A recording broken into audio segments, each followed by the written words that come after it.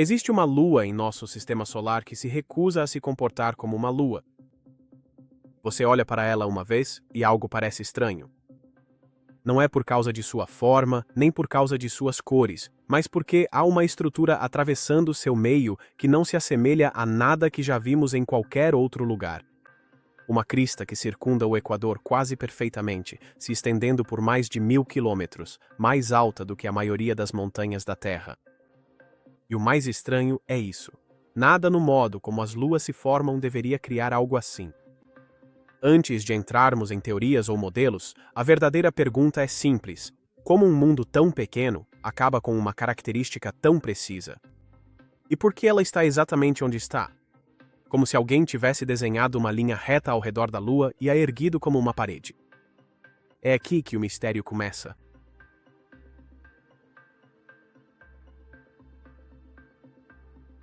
O primeiro passo para entender a muralha desta Lua é olhar para o que ela realmente é, não para o que ela nos lembra. A crista se estende e cobre a maior parte do Equador, com apenas alguns trechos interrompidos. Alguns dos picos chegam a quase 20 quilômetros acima da superfície ao redor. Estamos falando de Jápeto, uma lua com apenas 1470 quilômetros de diâmetro, aproximadamente um terço do tamanho da Lua da Terra. Ainda assim, ela apresenta uma topografia que, em relação à sua baixa gravidade,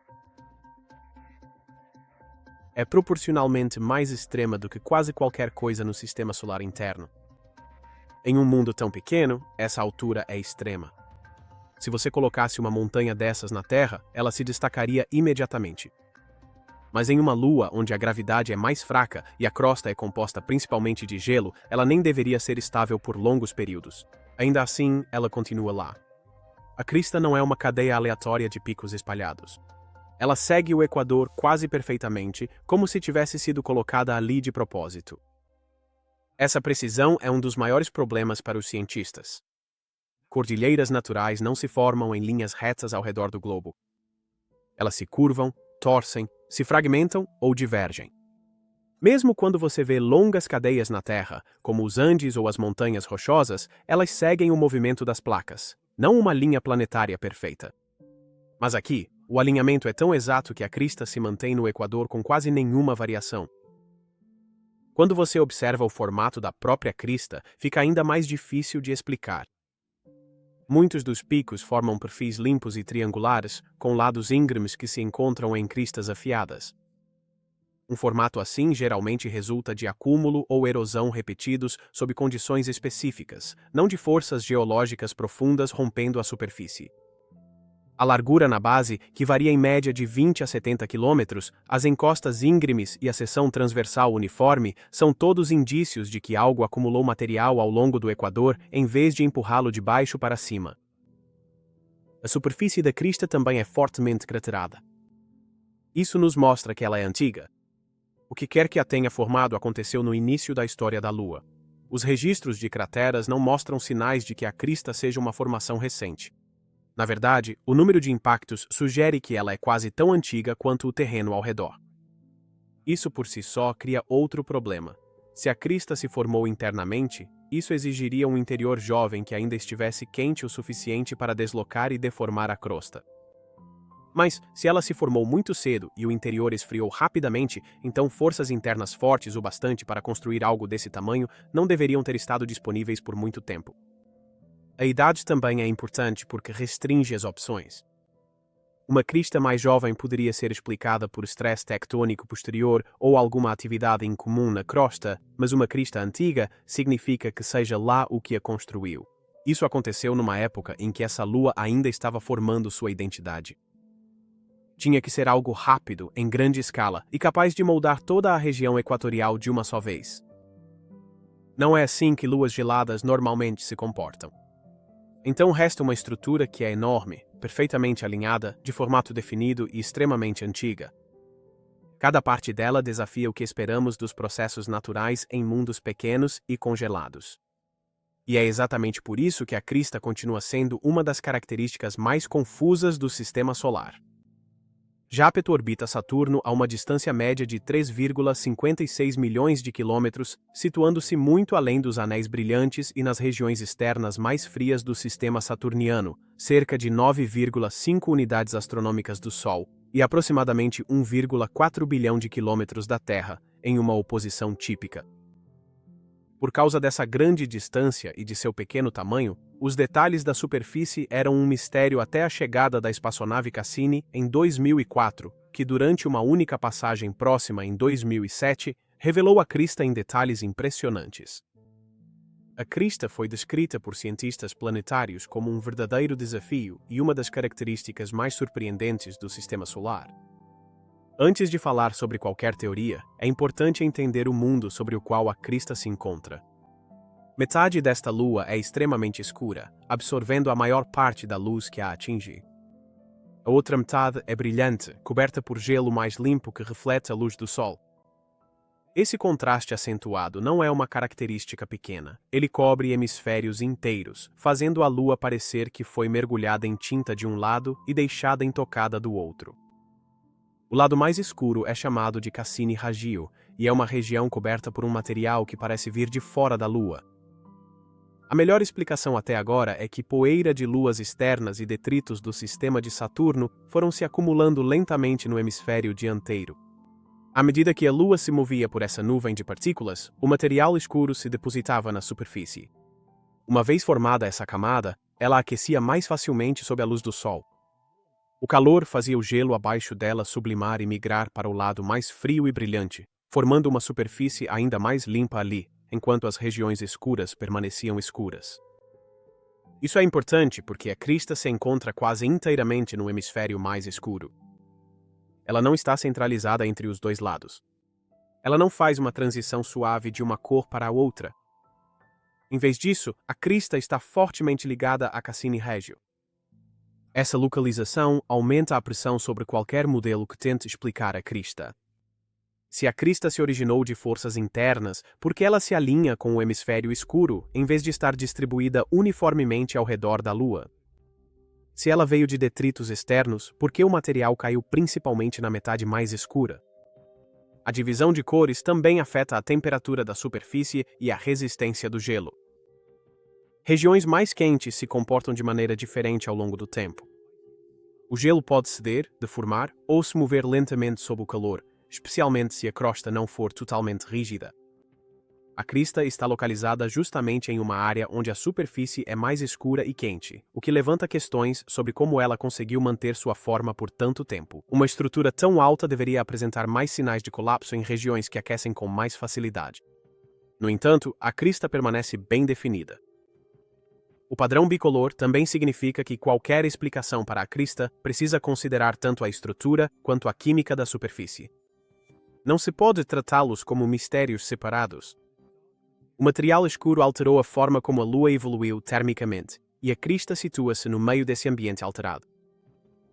Não está claro se a crista se formou antes do revestimento escuro se depositar ou se o revestimento chegou depois que a crista já estava lá. Ambas as possibilidades apresentam desafios. Se a crista se formou primeiro, por que o revestimento seguiu o equador com tanta precisão? Se o revestimento veio primeiro, por que um processo geológico posterior construiria uma estrutura exatamente onde o contraste térmico é mais forte? Em vez de esclarecer as coisas, o hemisfério bicolor gera ainda mais perguntas. Isso liga a crista a uma parte da Lua que se comporta de maneira diferente do restante, e isso complica todas as ideias que os cientistas tentaram usar para explicá-la. A crista não é apenas uma parede isolada, ela está situada em uma região moldada por poeira, calor e o movimento de gelo ao longo do tempo. E essa conexão adiciona mais uma camada para entender por que essa formação não deveria existir em primeiro lugar.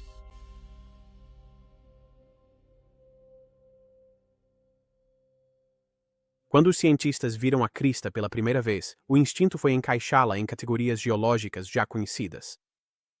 Luas geladas podem se mover, rachar, dobrar e se remodelar sob forças internas.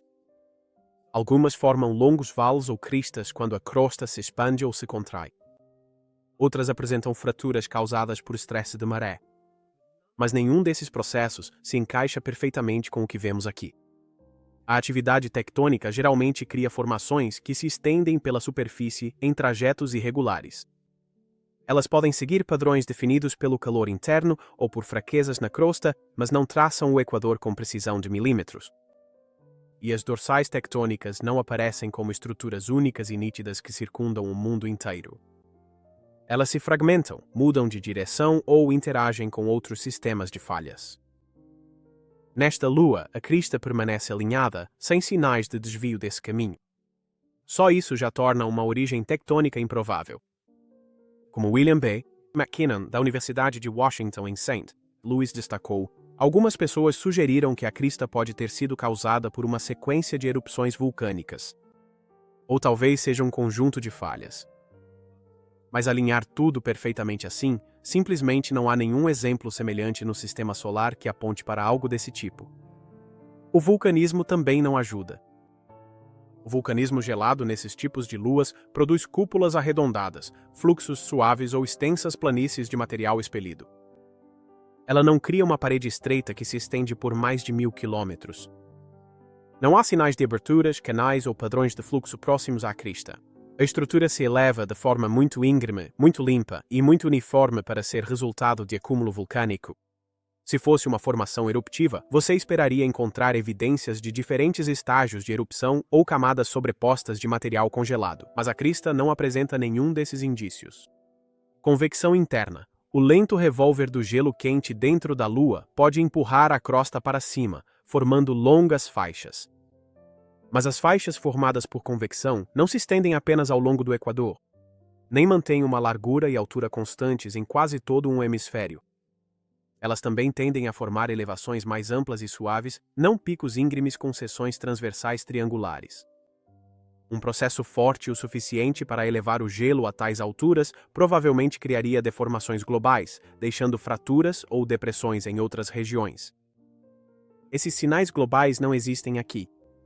Simulações de resurfacing impulsionado por plumas prevêem ascensões caóticas e padrões poligonais. Como visto em Ganymedes, juntamente com relevos variáveis que se afinam de forma irregular, contrastando fortemente com as elevações uniformes da crista e a ausência de caos associado. Outra ideia é a contração global. Quando uma lua esfria, ela pode encolher e comprimir sua camada externa, criando cristas ou terrenos dobrados. Mas a contração geralmente produz padrões generalizados, não uma única estrutura limitada ao equador. E a contração não explica a altura da crista. Uma força compressiva ao redor da Lua não empilharia material em uma parede de 20 km. Você esperaria cristas baixas, dobras quebradas ou zonas elevadas dispersas. Em vez disso, a crista é alta, estreita e contínua. O que une todas essas falhas é um fato simples: processos internos naturais. Não selecionam o equador com tanta precisão. Eles também não produzem picos altos, afiados e uniformemente formados que permanecem inalterados por bilhões de anos, sem que características semelhantes apareçam em outros lugares. Qualquer modelo viável deve satisfazer 3 observações críticas. Por que a estrutura está exatamente no equador? Por que ela está confinada apenas ao equador? E por que somente Jápeto possui tal crista? A crista se comporta como uma estrutura construída por um mecanismo que mirou uma linha específica na Lua e depositou ou moldou material de forma consistente ao longo desse caminho. A ausência de assinaturas geológicas correspondentes deixa uma lacuna. A crista não se encaixa nas ferramentas normais que usamos para descrever como as luas evoluem e, uma vez que você descarta o que é familiar, é forçado a buscar explicações, que envolvem condições iniciais, influências externas ou combinações de eventos que raramente acontecem no sistema solar. Especialmente considerando que nenhuma outra lua gelada, desde a ativa Encélado até a antiga Calisto, exibe um análogo exclusivamente equatorial, apesar de histórias compartilhadas de aquecimento por maré e bombardeamento.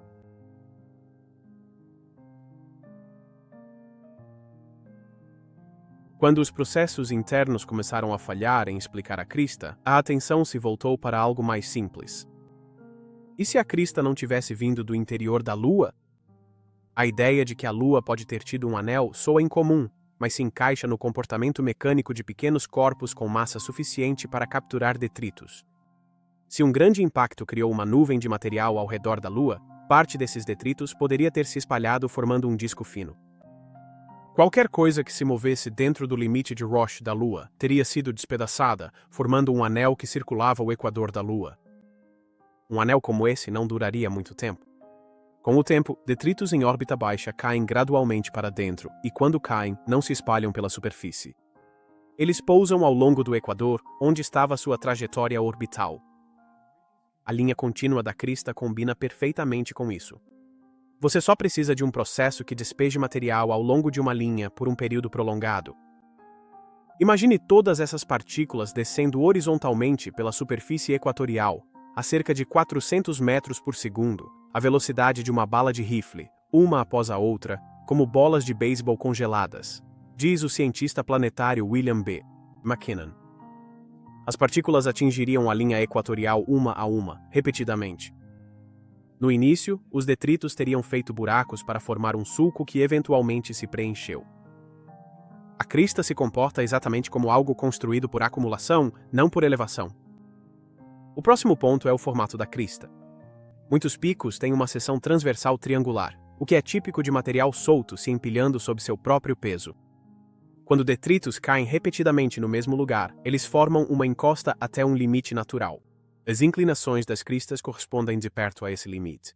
Isso não é o que acontece quando a crosta é empurrada para cima. A crosta empurrada se quebra, fratura e dobra.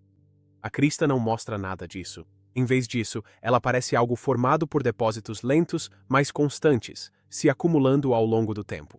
Imagens da Cassini também mostram trechos onde os detritos parecem ter deslizado pelas laterais, deixando longas faixas que se assemelham a deslizamentos de terra.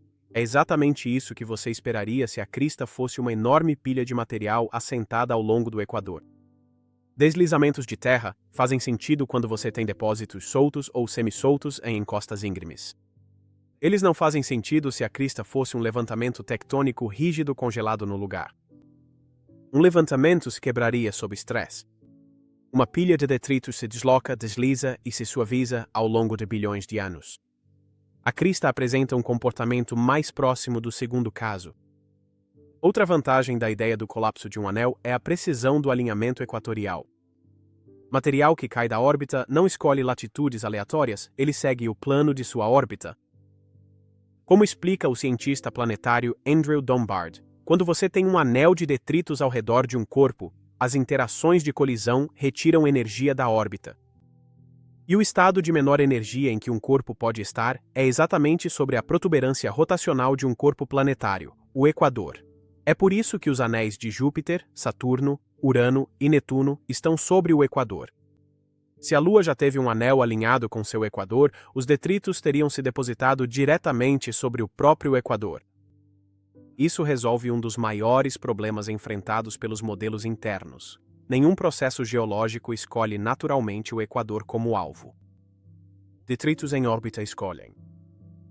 Ainda resta a questão da origem. De onde veio o anel?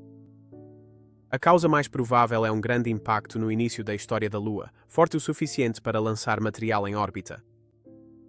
Após o impacto, os detritos poderiam se espalhar, se acomodar em um anel e depois cair gradualmente ao longo do tempo.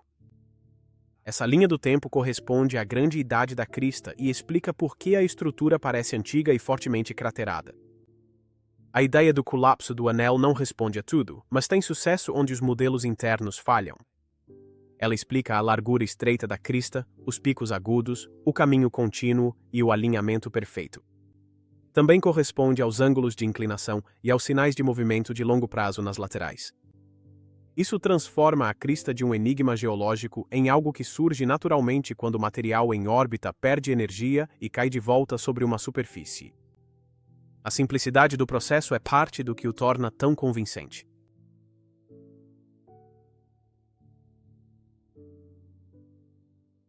A ideia do colapso do anel resolve muitos problemas, mas os cientistas eventualmente perceberam que um anel sozinho talvez não explique tudo sobre a crista.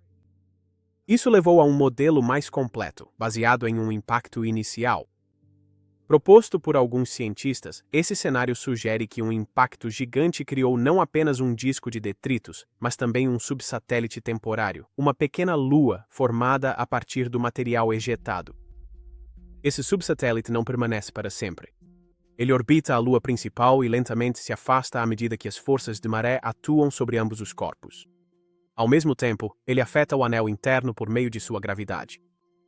À medida que o subsatélite se move, sua atração ajuda a espalhar o anel e empurrar o material interno para dentro, onde eventualmente cai sobre a superfície. Essa queda constante de detritos constrói a crista, correspondendo à estrutura longa e estreita que vemos hoje. O papel do subsatélite é importante porque acrescenta algo que a ideia do anel simples não pode. Uma forma de explicar a rotação lenta da Lua. Um mundo que mostra sinais de uma rotação rápida no início deveria ter levado muito tempo para desacelerar apenas pelas forças de maré. Mas, se uma pequena lua companheira existiu por um período de tempo, a interação gravitacional entre as duas teria removido a energia rotacional mais rapidamente. Isso se encaixa com o formato distorcido da Lua, que sugere que ela já girou muito mais rápido. Isso dá ao sistema uma maneira de perder essa rotação cedo, antes que a crista seja coberta por inúmeros impactos. O modelo também ajuda a explicar a consistência da crista. Um anel influenciado por um subsatélite provavelmente deixaria material de forma mais uniforme ao longo do tempo, fornecendo um suprimento constante de detritos ao longo do equador. Isso poderia criar a linha quase contínua que vemos hoje. O formato triangular de muitos picos também se encaixa bem com a ideia de depósitos repetidos se acumulando sobre camadas mais antigas. Uma peça crucial de evidência que apoia esse modelo é a esfera de Hill incomumente grande da Lua, a região onde sua gravidade domina sobre a de Saturno. Entre as principais luas de Saturno, apenas Jápeto possui uma esfera de Hill grande o suficiente para ter hospedado de forma estável um subsatélite, tempo suficiente para que o decaimento de maré entregasse os detritos necessários. Somente a Lua poderia ter tido o espaço orbital para que o subsatélite evoluísse, descesse em direção à sua superfície, se fragmentasse e fornecesse material para a crista. Outro ponto forte desse cenário é o seu timing. O impacto gigante no início da história do Sistema Solar é totalmente realista. Muitas luas e planetas passaram por eventos semelhantes. A formação de um subsatélite temporário também é plausível, já que corpos pequenos podem reunir detritos soltos rapidamente e, da mesma forma, perder a estabilidade assim que forças externas passam a predominar. A atual ausência de tal companheiro na Lua não contradiz a ideia. O subsatélite teria sido perdido há muito tempo, seja colidindo com a Lua principal ou se afastando até escapar. Ainda existem incertezas. O comportamento exato dos detritos do anel sob influência tidal de longo prazo é difícil de simular perfeitamente. Cientistas planetários reconhecem que, embora existam muitos cálculos corroborativos, simulações dinâmicas rigorosas de ponta a ponta de todo o processo ainda são uma meta futura. O formato da crista sugere um longo período de acumulação, mas não há detalhes suficientes preservados para mostrar se a deposição foi constante ou ocorreu em surtos. E embora esse modelo explique mais características do que ideias anteriores, ele ainda se baseia em condições iniciais que não podem ser observadas diretamente. Mesmo com essas lacunas, o cenário do grande impacto mais subsatélite continua sendo uma das explicações mais fortes, pois reúne várias características que antes pareciam não relacionadas. Ele fornece uma fonte de material, um mecanismo para depositar esse material no equador e uma forma de desacelerar a rotação da Lua durante o mesmo período. Nenhum modelo interno oferece essa combinação. É por isso que desde o início dos anos 2000, essa família de modelos exogênicos se tornou a principal explicação entre os cientistas planetários, tanto para a crista quanto para o extremo bojo equatorial da Lua.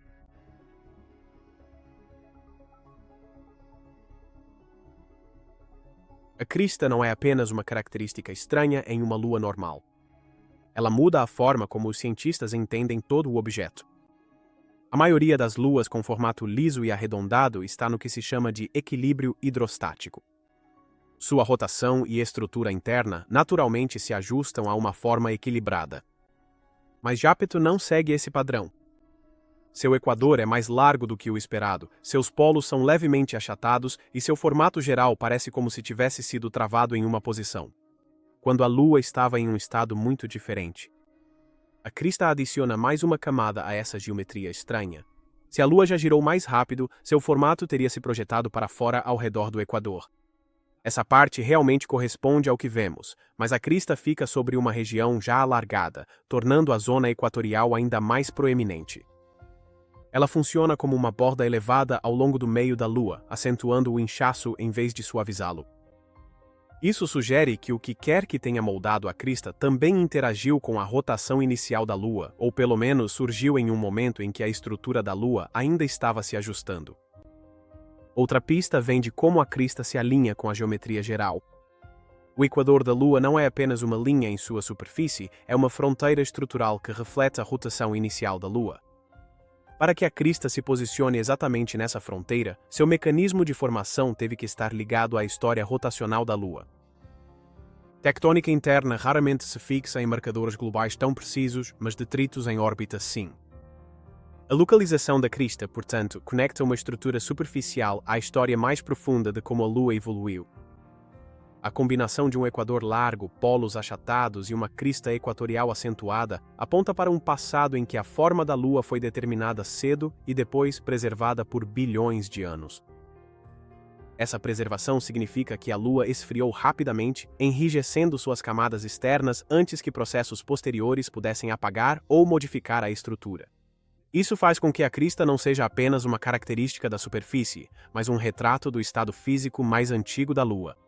Outro detalhe importante é o quão estável a crista permaneceu. Mesmo após bilhões de anos de impactos e mudanças nas condições da superfície, ela ainda se mantém imponente. Essa resistência sugere que a maior parte da crista já estava sólida ou compactada desde o início. Um processo envolvendo a queda de detritos, ou uma combinação de detritos e condições de rotação inicial, pode ter criado uma base estável que se manteve unida muito tempo depois que o anel ou subsatélite desapareceu. Observando a crista em seu contexto, fica claro que ela não é apenas um mistério isolado. Ela faz parte de um padrão mais amplo que mostra que Iapetus se formou em um ambiente onde rotação, resfriamento e impactos externos desempenhavam papéis significativos. A crista reforça a ideia de que essa Lua teve uma história inicial ativa e complicada, e que muitas de suas características atuais foram moldadas durante um período relativamente curto. Em vez de enxergar a Lua como um mundo gelado e simples, a crista obriga os cientistas a considerar uma história de formação mais dinâmica.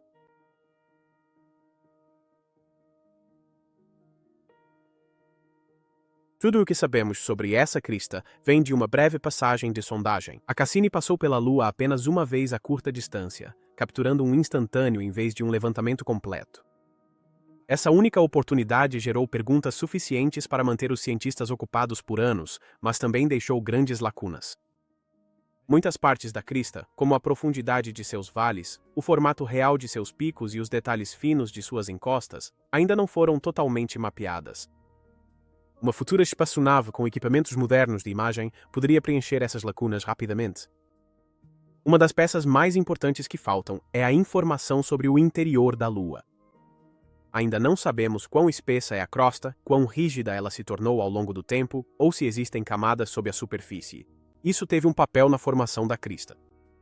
Uma espaçonave equipada com instrumentos que medem variações gravitacionais ou usam radar para sondar abaixo da crosta poderia nos dizer se a crista está sobre estruturas enterradas, ou se ela se sustenta inteiramente sobre material acumulado.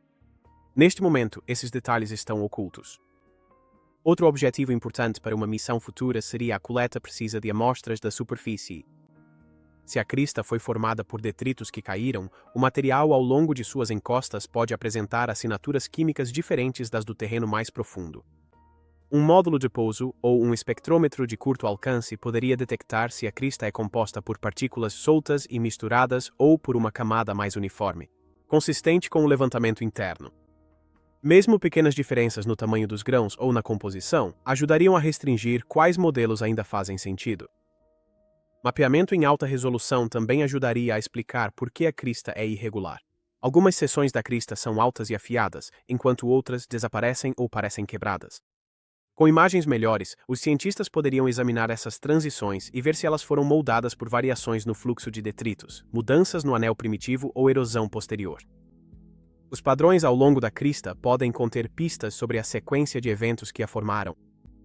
Uma missão também poderia esclarecer a conexão entre a crista e o hemisfério escuro. O revestimento que torna um lado da Lua escuro ainda levanta questões sobre o momento em que isso ocorreu. Se uma espaçonave analisasse a espessura desse revestimento ao redor da crista e como sua composição química muda de acordo com a localização, talvez pudéssemos finalmente decidir se a crista se formou antes ou depois do surgimento da superfície bicolor. Esse único detalhe eliminaria categorias inteiras de teorias. Por fim, uma missão dedicada permitiria o monitoramento a longo prazo. Mudanças de temperatura, pequenos movimentos ao longo das encostas ou deslocamentos mínimos de material poderiam revelar o quão estável a crista realmente é hoje. Mesmo pequenas variações poderiam nos dizer se a crista ainda está se ajustando sob seu próprio peso ou se esteve congelada e sólida durante a maior parte de sua existência. Até que uma espaçonave retorne, a crista continuará sendo um mistério parcialmente resolvido. A Cassini nos deu um vislumbre, mas não o quadro completo. Uma missão futura poderia transformar esse vislumbre em uma compreensão completa, mostrando precisamente como uma lua tão pequena acabou com uma característica que ainda desafia nossas expectativas.